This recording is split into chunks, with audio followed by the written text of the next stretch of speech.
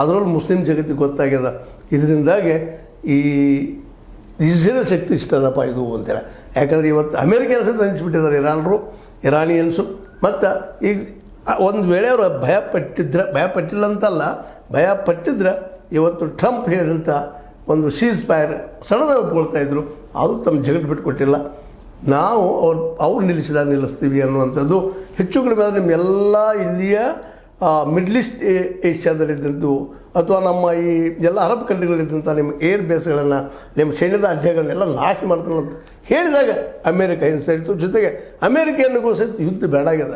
ಯಾಕಂದರೆ ಇರಾಕದಲ್ಲಿ ಸಾಕಷ್ಟು ಯುದ್ಧ ಮಾಡಿ ಸಾಕಷ್ಟು ಹಾಳಾಗ್ಯದ, ಜೀವಗಳು ಕಳ್ಕೊಂಡಿದ್ದಾರೆ, ವಿತ್ತು ಕಳ್ಕೊಂಡಿದ್ದಾರೆ. ಅದು ಅನುಭವಿಸಿದವ್ರಿಗೆ ಗೊತ್ತದ.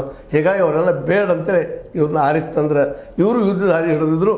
ಆದರೆ ಇರಾನ್ ಮಾತ್ರ ಸರಿಯಾದ ಪಾಠವನ್ನು ಅಮೇರಿಕೆಗೆ ಮತ್ತು ಇಸ್ರೇಲ್ ಕಲಿಸಿದ್ರಿಂದಾಗಿ 3 ಜನ ಸೋತಿದ್ದಾರೆ. ಯಾರು ಗೆದ್ದರು ಅಂತಲ್ಲ, ಆದರೆ ಒಂದಿಟ್ಟು ಹೆಚ್ಚಿಗೆ ನಂದು ಹೆಚ್ಚಂತ ಹೇಳುವಂಥ, ನಾ ಯಾರಿಗೂ ಬಗ್ಗುದಿಲ್ಲ ಅನ್ನುವಂಥ ಇರಾನ್ ಸ್ವಲ್ಪ ಹೆಚ್ಚು ಅನ್ನಿಸ್ತಾ ಇದೆ.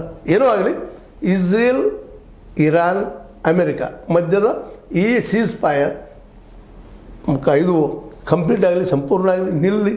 ಈ ಶಾಂತಿ ಆಯ್ತು, ಎಲ್ಲರೂ ಹೋಗ್ರಿ. ಯುದ್ಧ ಮಾತ್ರ ಎಂದೂ ನೆಮ್ಮದಿ ಕೊಡೋದಿಲ್ಲ ಅನ್ನೋ ಮಾತನ್ನು ಮತ್ತೊಮ್ಮೆ ಟೊಲ್ಸ್ಟಾ ಹೇಳಿದ ಮಾತು ಸಾಬೀತಾಗ್ತಾ ಇದ್ದಿಲ್ಲ ಅಂತ ಹೇಳ್ತಾ ನನಗೆ ಅನಿಸಿದ ಕೆಲವು ಮಾತಾಡಿದ್ದೀನಿ. ನಿಮ್ಗೆ ಲೈಕ್ ಮಾಡಿ, ಶೇರ್ ಮಾಡಿ, ಕಾಮೆಂಟ್ ಮಾಡಿರಿ.